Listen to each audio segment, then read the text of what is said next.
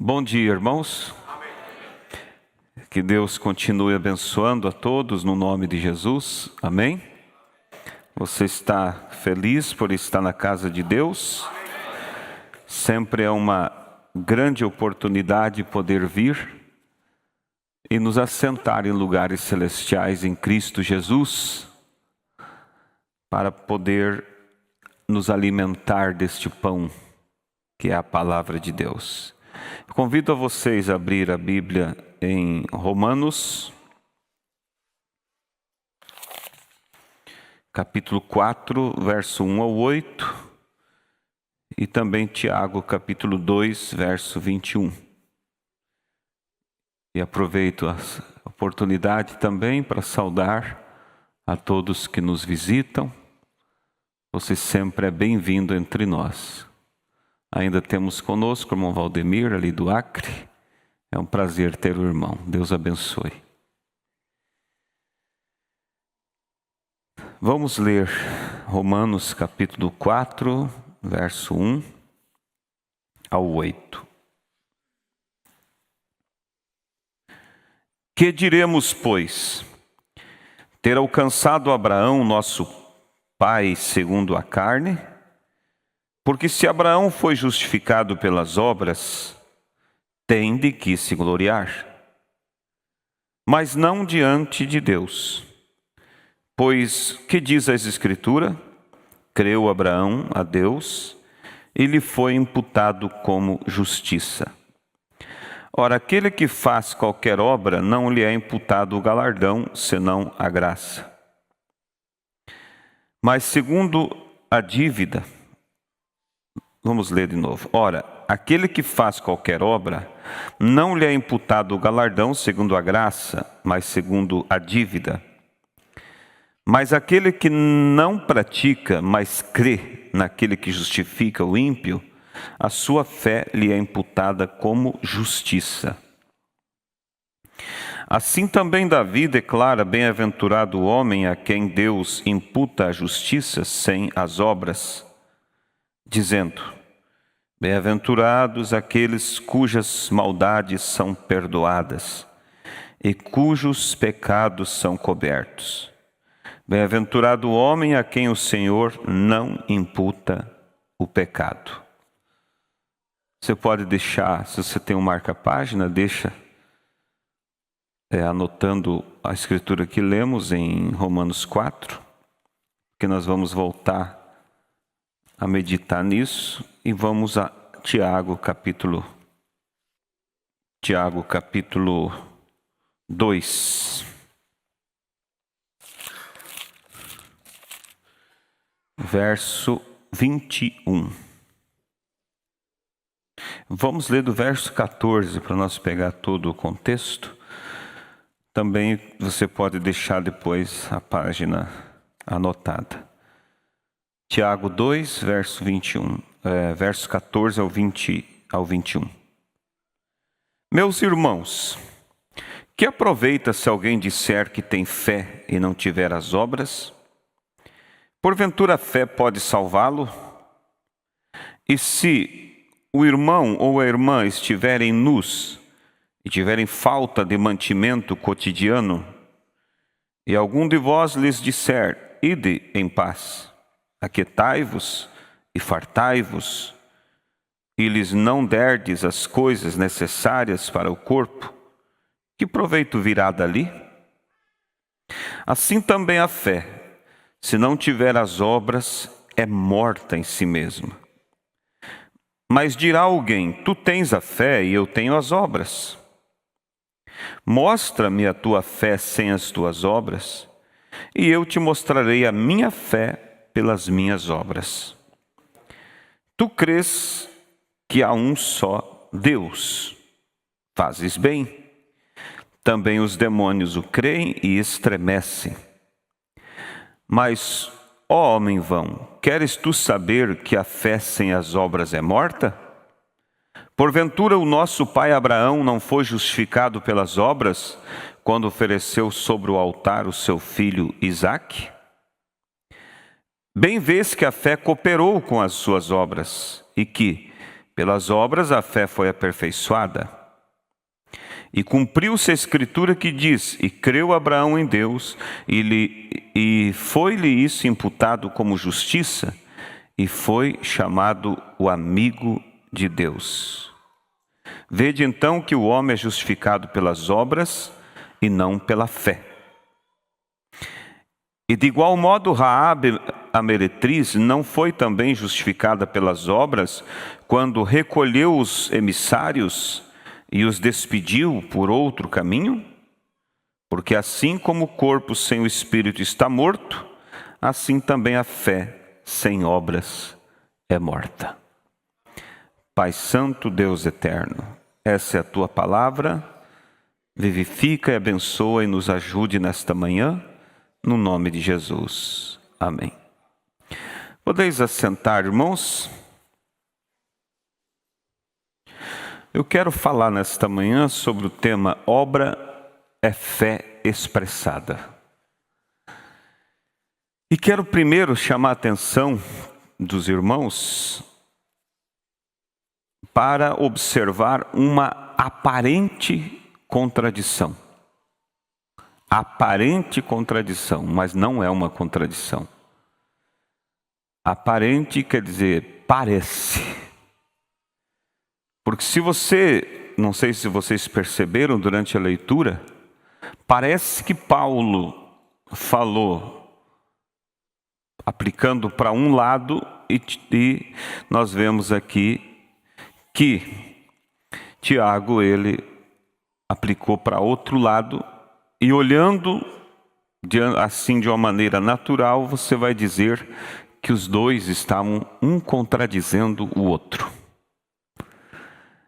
E eu desafio a qualquer um a encontrar uma só contradição nas Escrituras. Não existe contradição na Bíblia, porque a Bíblia é a palavra de Deus num todo. Agora, o que precisa é você tomar todo o contexto do assunto e todo o conselho de Deus referente àquele assunto. Aí você vai ter, então, uma visão do que realmente Deus está falando. Só um pequeno exemplo para vocês sobre o perigo, vou sair até um pouco fora do tema, mas só para nós observarmos isso aqui que é importante. O perigo de isolar a Escritura e não tomar todo o contexto dela. Não menosprezando a quem crê dessa forma, mas vocês sabem que existe uma determinada denominação que as mulheres elas têm que vir à igreja com um véu, um tecido, um véu sobre o cabelo. E eles dizem que isso se baseia em 1 Coríntios capítulo 11, onde Paulo, segundo eles, diz que a mulher não pode orar sem que tenha esse véu. Um véu literal. Vamos ler aqui, só fora do tema, mas para tomar um exemplo do perigo de você isolar a Escritura.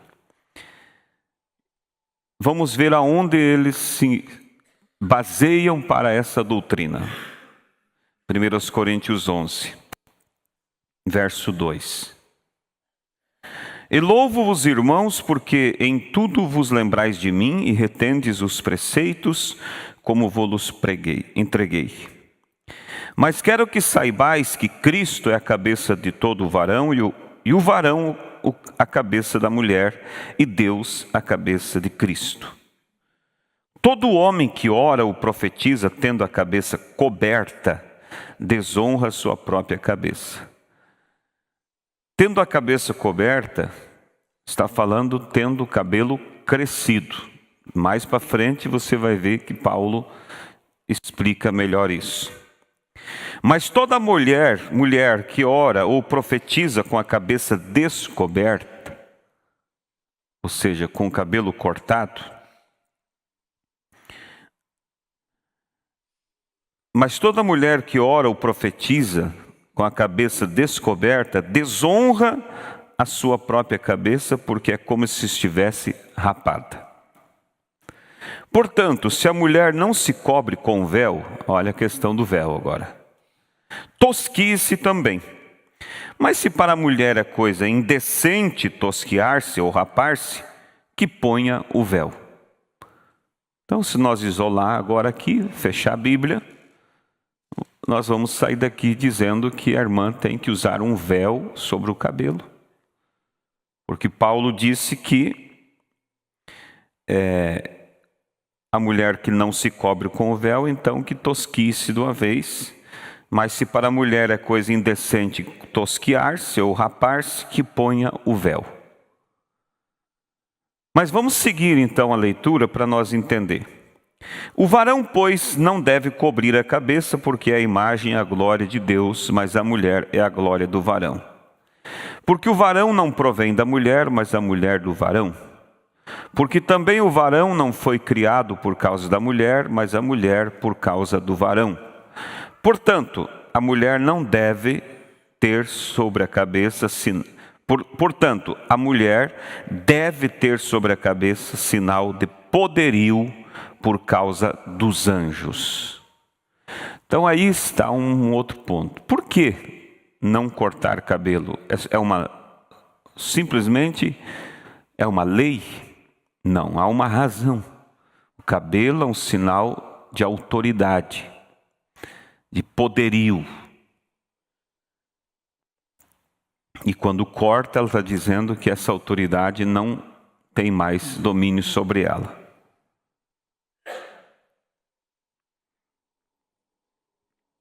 Porque como a mulher provém, portanto, a mulher deve ter sobre a cabeça sinal de poderio por causa dos anjos.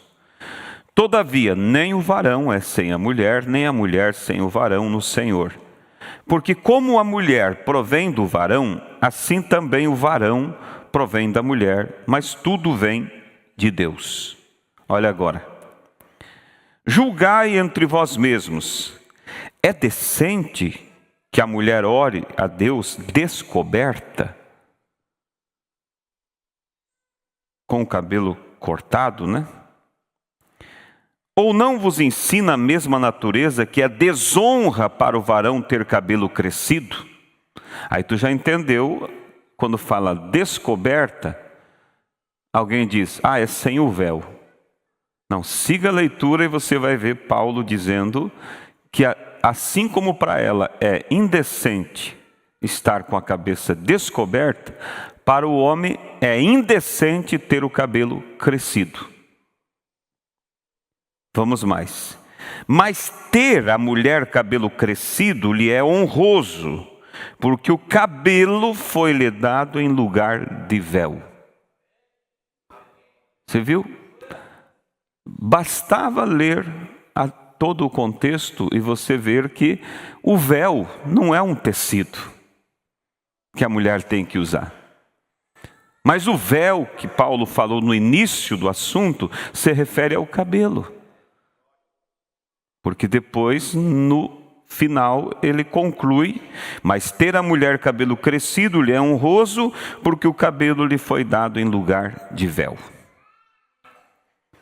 Mas, se alguém quiser ser contencioso, nós não temos tal costume nem as igrejas de Deus.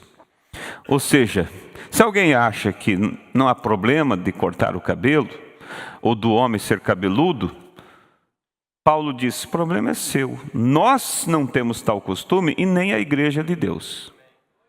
Agora, se alguém tem esse costume, então não faz parte da igreja de Deus. Porque a igreja de Deus tem esses princípios. Então, os irmãos observaram que você deve sempre tomar todo o conselho sobre o assunto. Porque se você isola, você vai criar uma doutrina. Isolou o início do capítulo, criou uma doutrina de um véu sobre o cabelo.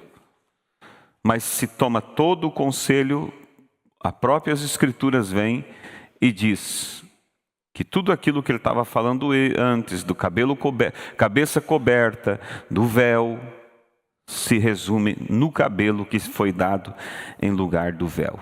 É a mesma coisa sobre a unicidade, a unidade de Deus.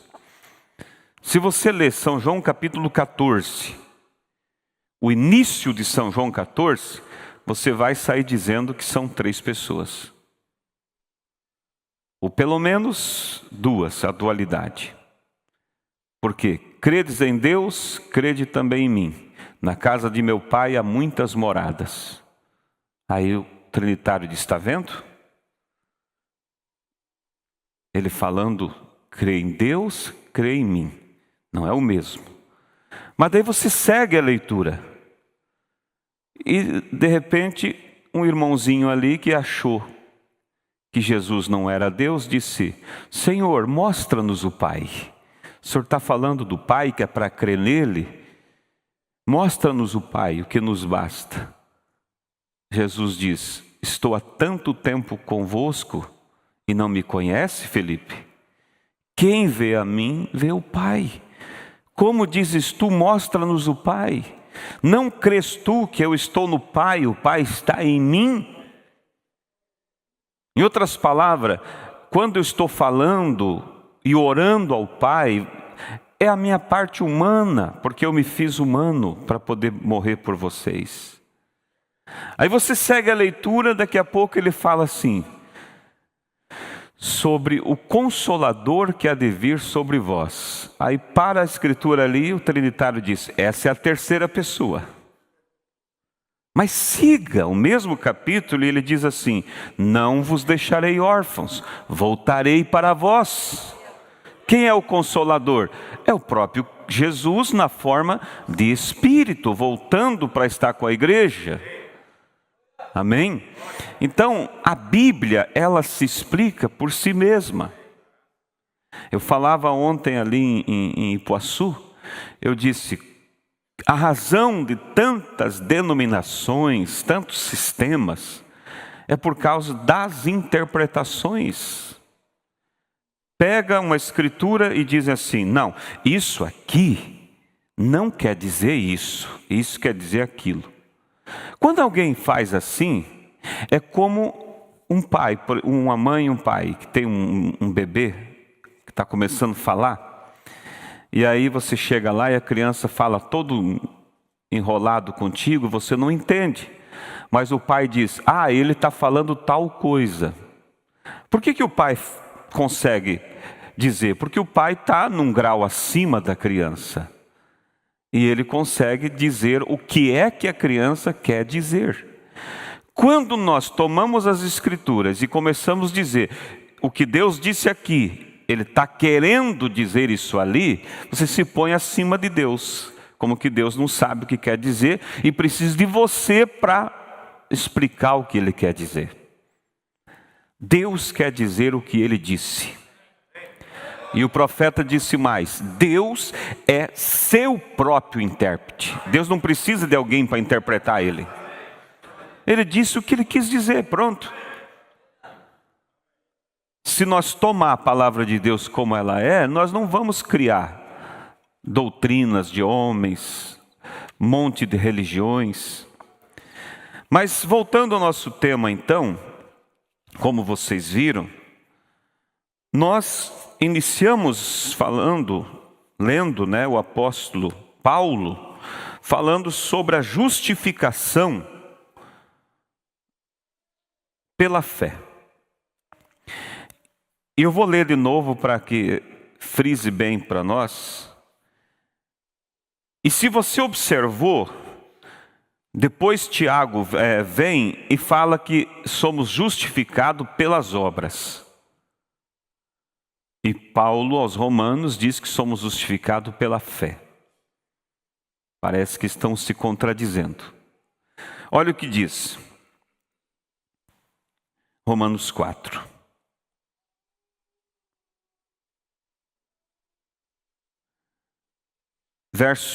Vou ler desde o verso 1 de novo.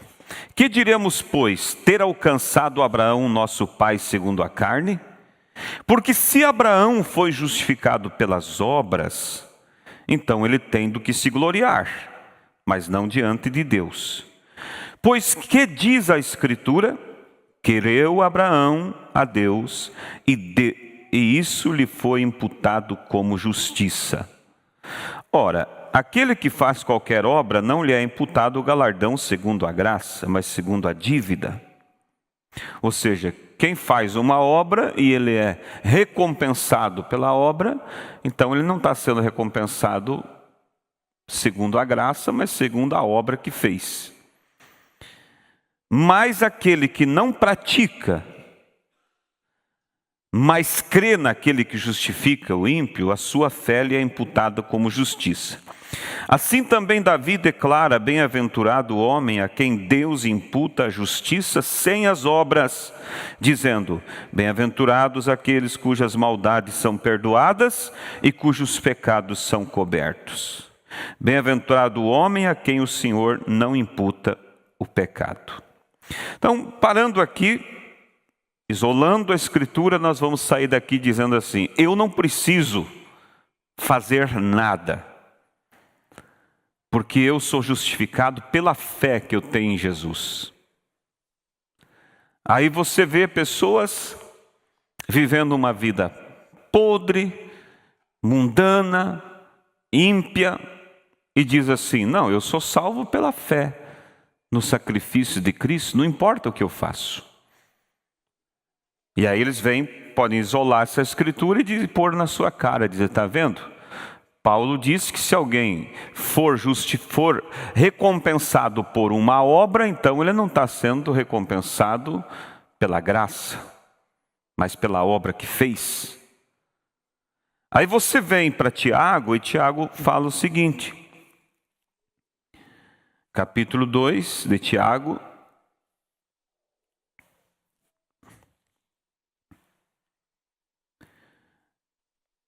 verso 14. Meus irmãos, que aproveita, vamos mais abaixo um pouquinho aqui. Verso 16. E algum de vós, verso 17, assim também a fé, se não tiver as obras, é morta em si mesma. Mas dirá alguém: tens tu a fé e eu tenho as obras. Mostra-me a tua fé sem as tuas obras, e eu te mostrarei a minha fé pelas minhas obras. Tu crês que há um só Deus, fazes bem. Também os demônios o creem e estremecem. Ou seja, mas do que adianta? O diabo vai ser salvo porque crê que há um só Deus? Não. Então veja que a fé sozinha não faz efeito. Precisa crer que há um só Deus e haver obras de que você realmente o tem tomado como seu Deus. Tu crês que há um só Deus? Fazes bem. Também os demônios o creem e estremecem. Mas, ó homem vão, queres tu saber que a fé sem as obras é morta?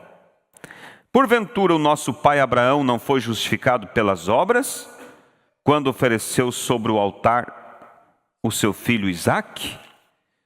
Olha, eles estão se contradizendo, porque Paulo diz que Abraão não foi justificado pelas obras, mas pela fé.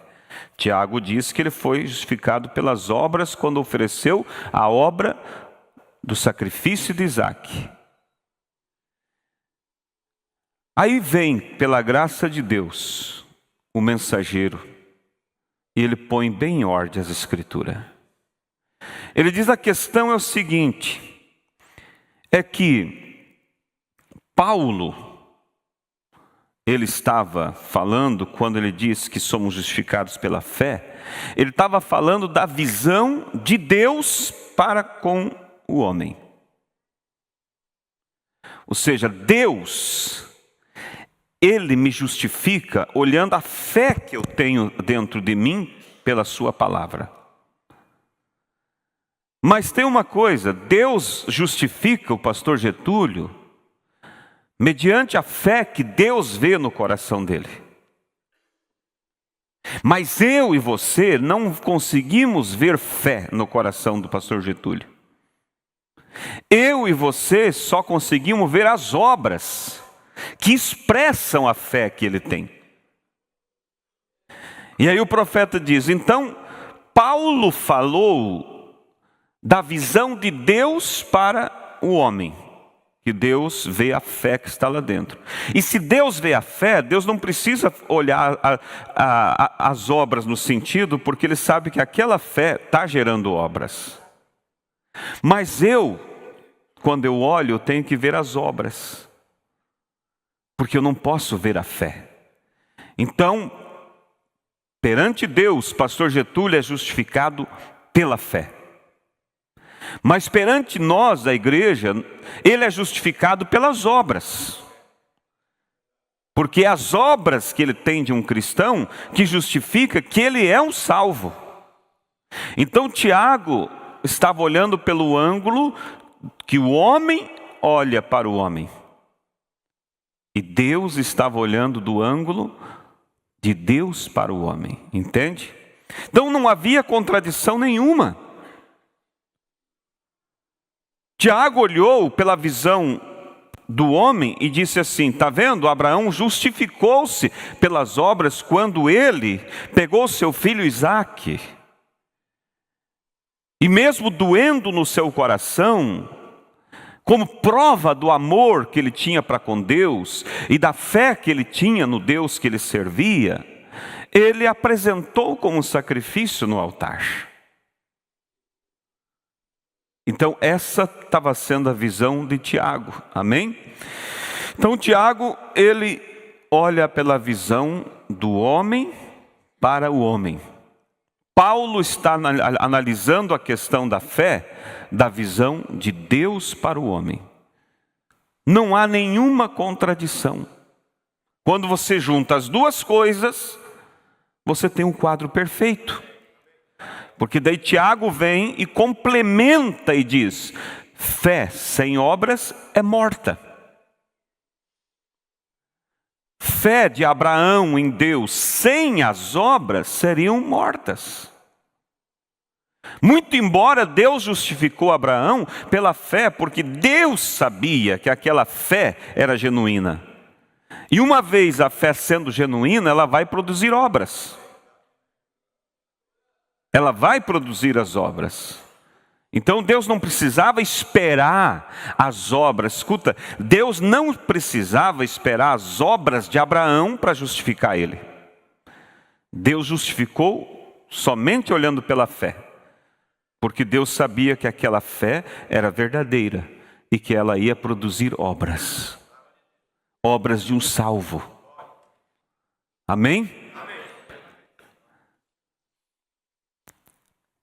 Veja que Abraão tinha 75 anos quando ele foi chamado. Sara, ela tinha já 65 anos. Eram bem avançados de idade e, além do mais, estéril.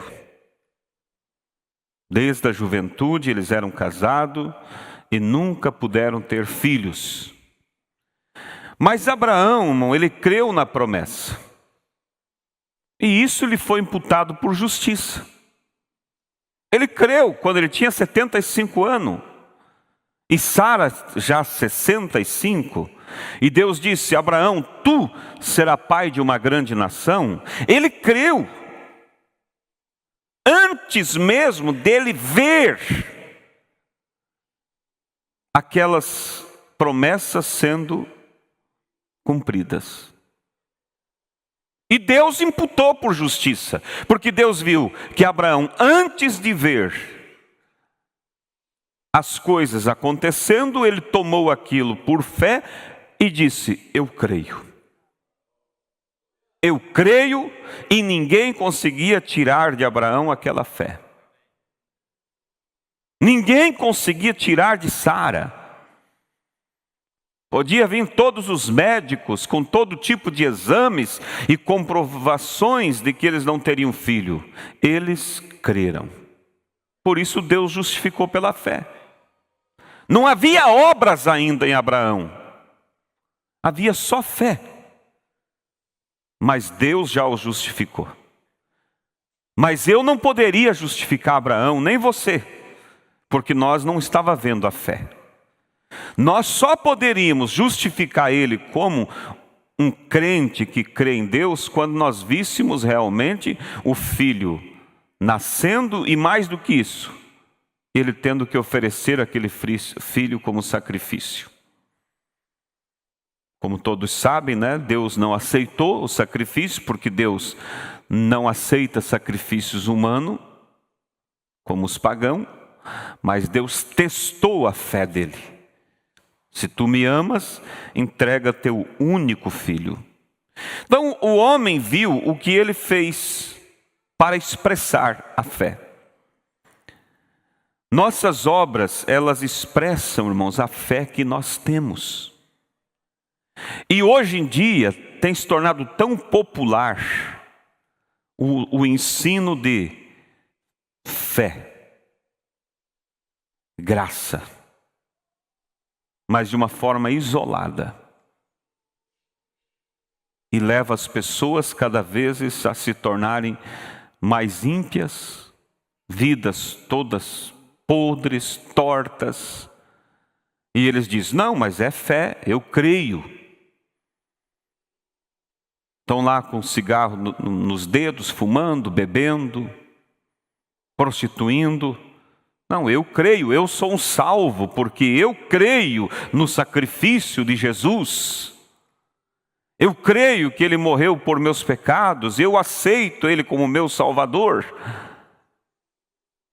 E a vida continua do mesmo jeito.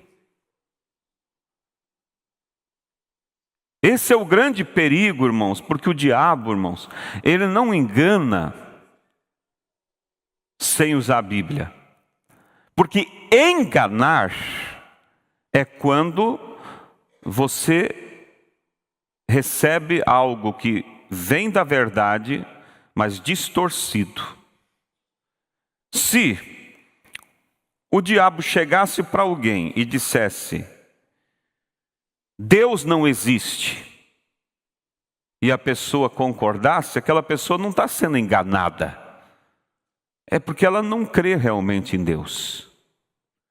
Mas quando o diabo chega para alguém que crê e diz assim, Deus existe, mas Ele não se preocupa se você deixar de obedecer essa ou aquela escritura, porque Ele é amor, Ele é misericórdia, você é salvo pela graça.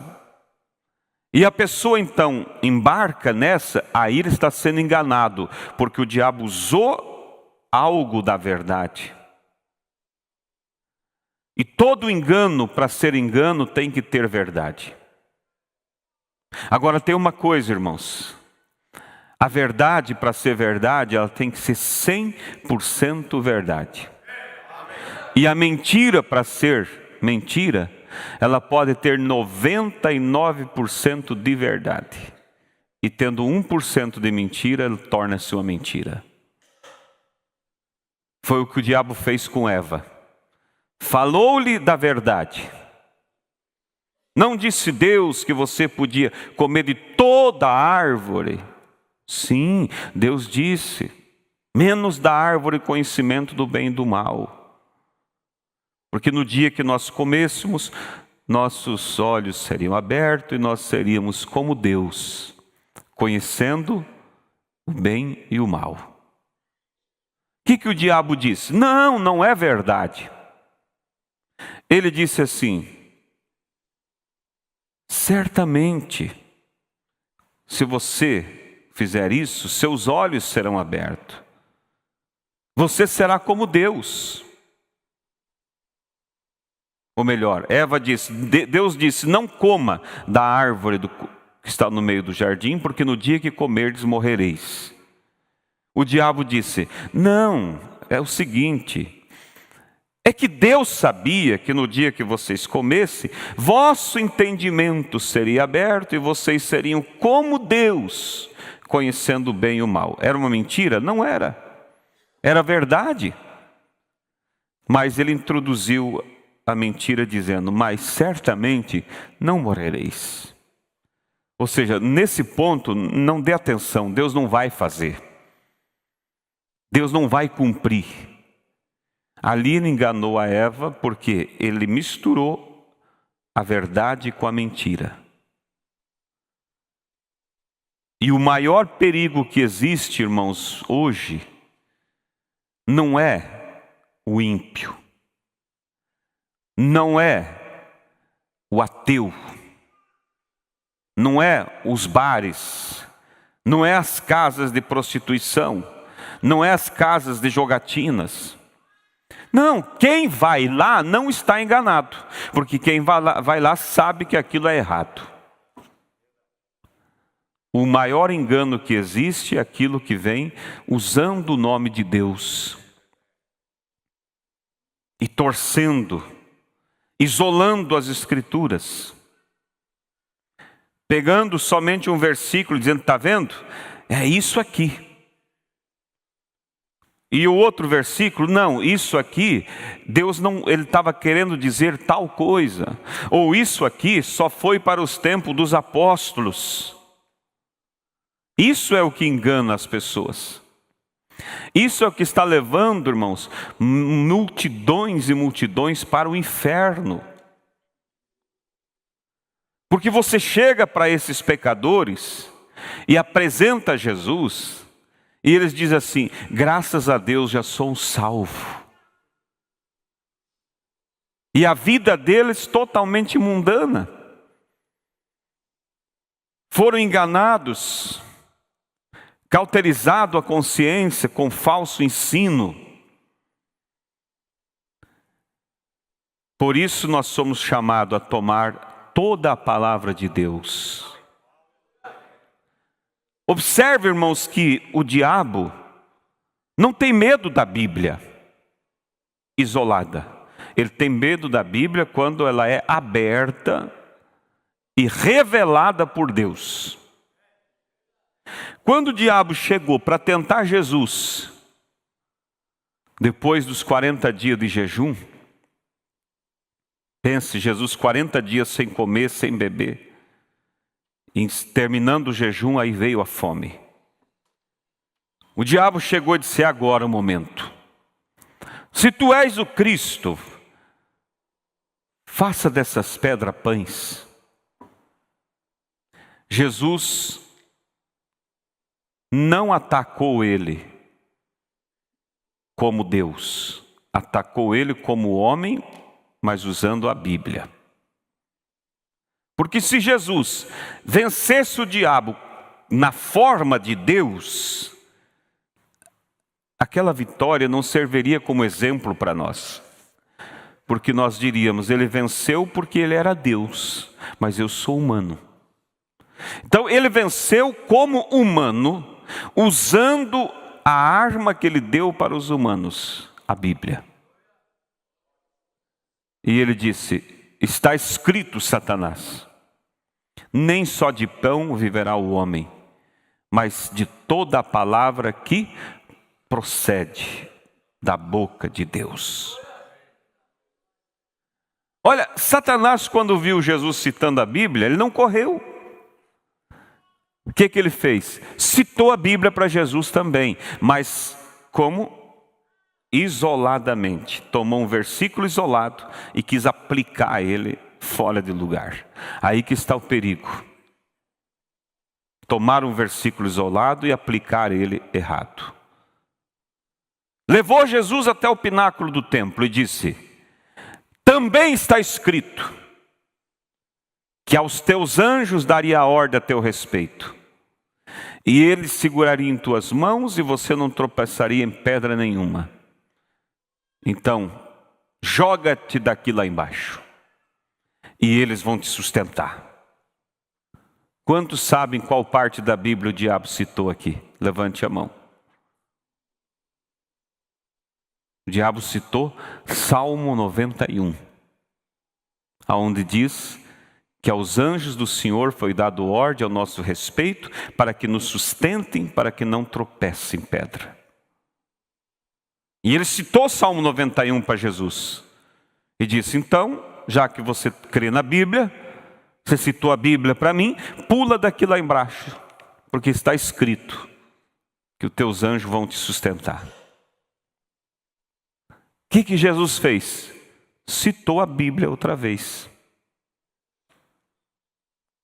Ampliou agora, pegou a citação do diabo isolada e abriu aquela citação com outra.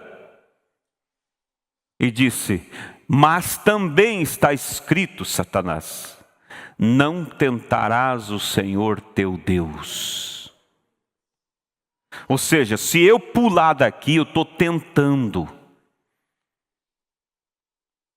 E Salmo 91 está falando que ele me sustentará em caso de um acidente. Mas se eu pular daqui, não é acidente, eu vou estar tentando a Deus.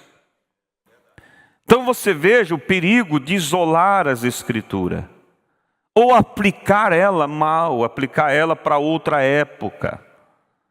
Você tem que aplicar ela como ela está aplicando, tomando todo o conselho de Deus. Amém? Porque se nós, irmãos, tiver que atuar, voltando ao nosso tema, baseado naquilo que nós vemos para crer, então nós não temos fé. Nós temos que atuar como Abraão, baseado na fé, mesmo sem ver. E Deus te justificará, olhando para essa fé em você.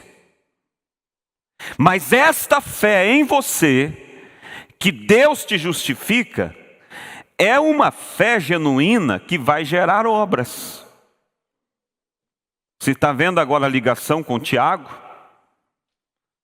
Tiago diz: fé sem obras é morta. Porque se a pessoa tem uma fé, como o diabo tem, porque o diabo crê que Jesus é Deus. Mas Deus que olha e vê essa fé no coração do diabo, Deus não justifica ele. Porque Deus sabe que aquela fé, ela não é genuína, no sentido de estar realmente tomando Deus em sua palavra.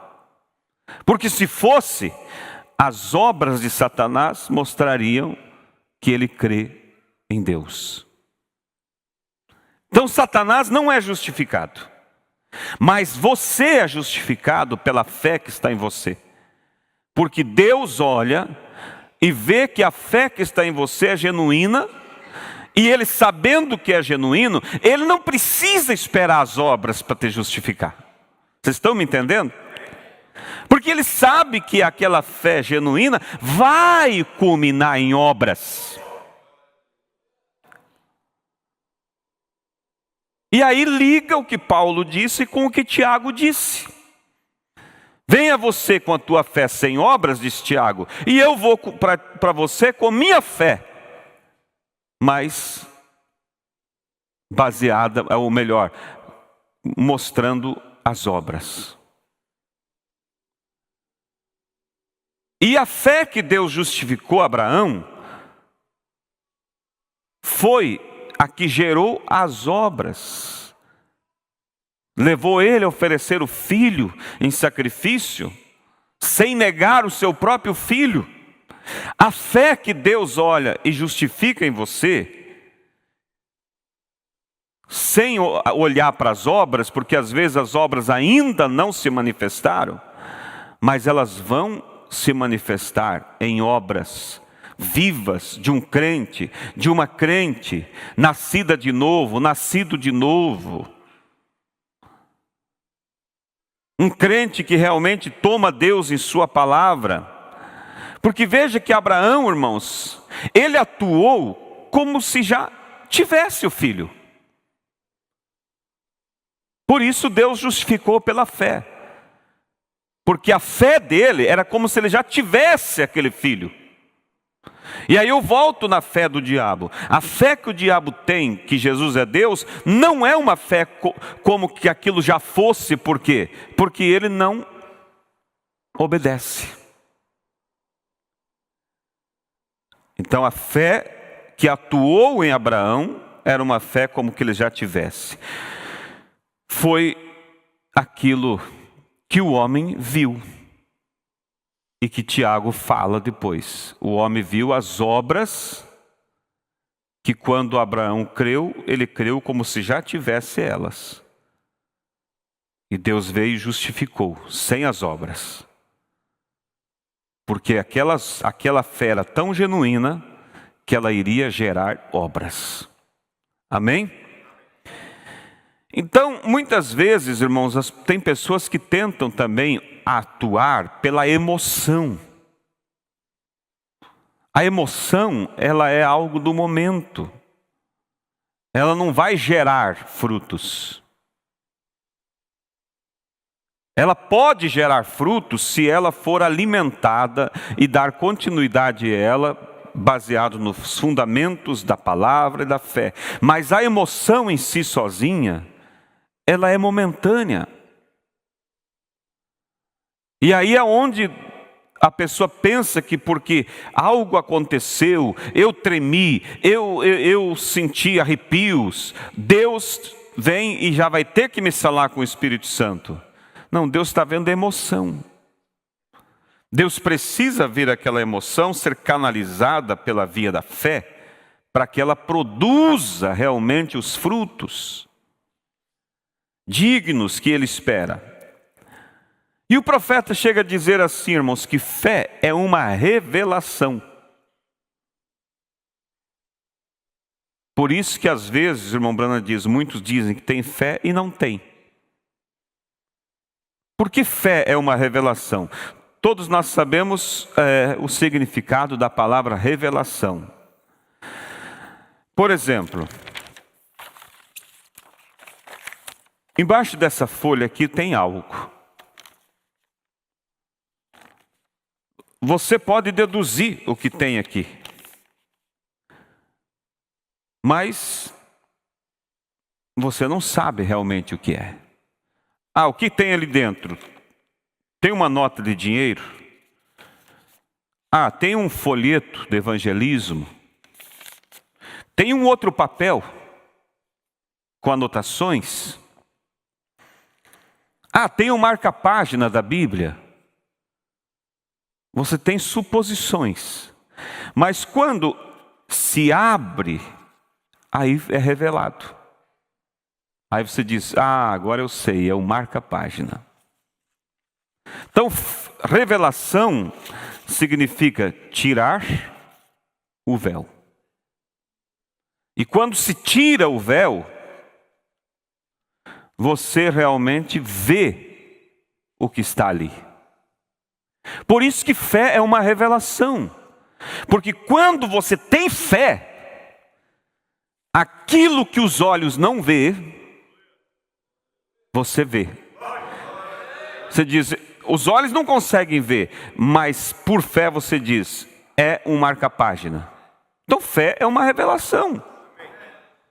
Os olhos não veem a cura, mas você diz, eu estou curado.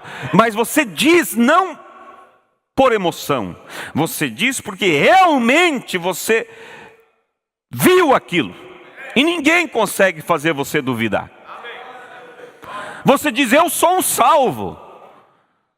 Mas por quê? Por uma emoção? Porque alguém bateu no teu ombro e disse, você é um filho de Deus? Porque aquele mês tudo deu certo para você? Tudo que você pediu, Deus respondeu? Não! Você diz, eu sou um salvo, porque você vê realmente pela fé que você tem, baseado nas promessas. E essa fé que é uma revelação, irmãos, ela produzirá obras de um salvo. E essas obras de um salvo é o que o Tiago viu. Quando ele está falando sobre fé e obras. E ele diz, não é justificado pela fé, é justificado pelas obras. Porque ele está olhando, vocês entenderam, irmão? Da visão, do ângulo do homem. Ninguém consegue, eu não consigo justificar ninguém aqui pela fé. Porque eu não consigo ver se a tua fé é uma revelação, ou se é uma emoção, ou se é uma visão intelectual daquilo. Quantas pessoas, ali está o irmão Laudenir, né? Trabalha no evangelismo. Você parece que esse eu vou batizar já. Aquela euforia, parece que aquela revelação e aquele fogo, quando chega os dias do batismo, vai chegando, aquilo vai esfriando, e se foi.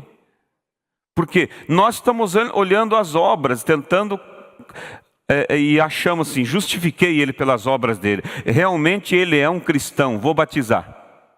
Falhamos.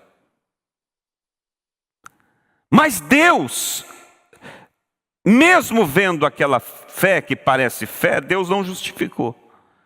Porque Deus não viu fé lá dentro, Deus viu emoção. Mas quando Deus vê fé, Ele justifica. E às vezes eu não justifico. Eu digo, esse não. Dá um tempo, irmão, não força. Que parece que a gente pensa que logo vai. Logo não, aquilo não, vai esfriar. E quanto mais passa, mais aquilo vai ficando forte. Por quê? Eu estava olhando pelas obras e não via obras. E Deus estava olhando na fé e estava vendo fé. E a fé gerou as obras. Então, irmãos, fé sem obras é morta. Não deixa ninguém chegar para você e dizer assim, não, nós não precisamos, esse assunto das obras é lei. As pessoas não entendem, irmão, o que é lei. De noite, se Deus permitiu, quero falar sobre lei e a graça. As pessoas não têm visão, não conseguem ver um centímetro o que é lei e o que é graça. Eles acham que graça é desorganização total. É como uma família que o pai e a mãe diz, filho, aqui em casa não temos regra nenhuma. Aqui em casa cada um faz como quer, somos totalmente democratas. A democracia é correta? É, mas na própria democracia tem lei. Senão é uma confusão. Agora, o que é lei? Lei é lei, dente por dente, olho por olho. Lei é uma regra imposta a você e só a você. E não vem churumingar e dizer, Deus me ajude. Não, é você, dê conta, te vira. Isso é lei. E não conseguiu, vai pagar por isso então. Foi pega em adultério, seja apedrejada.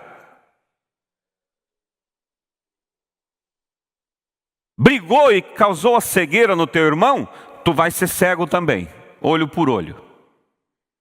Cortou o braço do teu irmão, corta o teu também. Essa é lei. Mas a graça, o que é?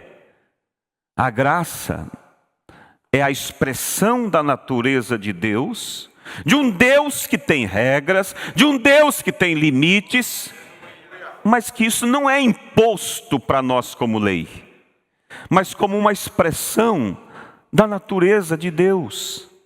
E mais ainda, que essa expressão da natureza de Deus não é colocada para nós dizendo assim, tu tem que dar conta de fazer isso. Mas é colocada para nós assim, filho, creia que eu viverei isso através de você. E aí você crê. E aí as obras mostram que você creu. Eu nunca esqueço do saudoso pastor Antoninho, de uma expressão dele. Ele disse assim, se tu está numa casa assim, e alguém olha e fala assim: está vendo aquela árvore lá? Sim. Sabe? Embaixo daquela árvore ali há uma panela de dinheiro, cheio de ouro. Aí você olha para aquele cidadão e diz assim: eu creio no Senhor. Eu creio que o Senhor está falando a verdade. Aí o irmão Toninho diz: daí você levanta dali e vai para casa. Você não creu. Mas se você pode até não dizer eu creio, mas se você levanta dali, já vai catando uma pá, uma picareta, e já vai indo para o lado da árvore, o homem vai dizer assim: ele creu. Está vendo as obras? Ela expressa a fé que está em você. Senão não funciona. Eu creio que o céu é tomado pela força, pelo esforço, a Bíblia diz. Então, se eu creio, vocês vê as obras que mostram que eu me esforço para ser crente. Eu me esforço para orar. Eu me esforço para vir à igreja. Eu me esforço para buscar o Espírito Santo. Não crendo que é o meu esforço que vai me dar o direito, porque eu não posso. Mas a fé que está aqui dentro prova pelas minhas obras. Faz eu levantar cedo e dizer: eu vou à igreja, eu preciso ouvir de Deus. Eu preciso saber mais de Deus. O outro acorda e diz assim: graças a Deus pela fé, e vira para o outro lado e dorme. E aí, tem fé? Não tem. Ah, Deus me justifica pela fé. Que fé é essa? Deus não está vendo fé ali para justificar. Se Deus estivesse vendo fé para justificar, as obras mostrariam. Mas entenda, irmãos, o centro disso, que essas obras que têm que ser vistas, não é elas que nos salvam, no sentido de que se eu fizer as obras eu sou um salvo, porque eu não dou conta. Mas o que me salva é a fé que eu tenho em Cristo, e a graça dele através de mim, unge essa fé e gera as obras. Isso é a graça de Deus. Ai daquele irmão, daquela irmã, que achar que aquilo que você faz é porque você é bom. Eu não falto culto, eu sou melhor. Se você não falta culto, é a graça de Deus que tem te mantido. Se você veste decentemente, honra a Deus em sua palavra, é a graça de Deus. Porque se Deus tirar sua mão de graça, irmão, nós viramos pior do que o lixo lá de fora. Pior. Ai de nós, irmãos, se confiar que o que somos... Então, aqui está duas escrituras, irmãos, tão íntimas uma com a outra, mas tão longe uma da outra se olhar pelos olhos naturais. Se olhar pelos olhos naturais, está dizendo assim: tem que ter obras para que Deus olhe, veja as obras e diga assim: tu és salvo porque eu vi que você fez. Não, não é isso. Tiago disse: não, Tiago não está dizendo isso. Tiago está dizendo que ele, como homem, ele pode ver somente as obras. E que as obras que ele, Tiago, tinha, era prova da fé que estava nele. Está vendo que Tiago vai e reporta o mesmo assunto de Paulo, justificados pela fé. Porque se Tiago não dissesse assim: as obras que vocês veem em mim é prova da fé que está em mim, daí sim Tiago estava dizendo assim: as obras que você vê em mim são condições que eu tenho para que Deus me justifique por elas. Mas não é isso que Tiago disse. Tiago disse que as obras que estavam sendo vistas nele era o fruto da fé que estava dentro dele. E que Paulo lá aos Romanos disse que Deus justifica o homem baseado nessa fé. Porque essa fé genuína, vinda por uma revelação de Deus, que vai gerar as obras de um salvo. Então, se alguém não tem obras, você deve pedir a Deus: Senhor, eu preciso que o Senhor me dê uma fé genuína para que produza obras genuínas. Porque não tem, irmãos, como você ter uma fé genuína e isso não produzir obras. É a história do pastor Toninho. Eu creio que o que você disse lá tem ouro, eu creio. Se eu creio, eu vou lá cavar. Se eu tenho essa fé que me justifica perante Deus, essa fé vai gerar obras de um salvo na minha vida. Vai gerar obras de um salvo na sua vida. Aleluias! Então, que Deus nos ajude, irmãos, e vamos encerrando.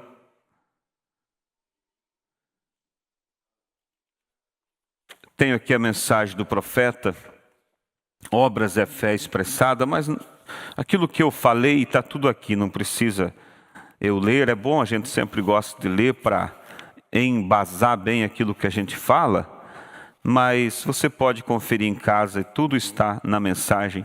Obra é fé expressada. Todos compreenderam? Amém?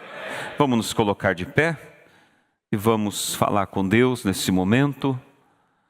Preciosíssimo e eterno Pai, é tão lindo e maravilhoso saber que a Tua palavra, ela é verdadeira, ela é fiel, ela não se contradiz, Pai.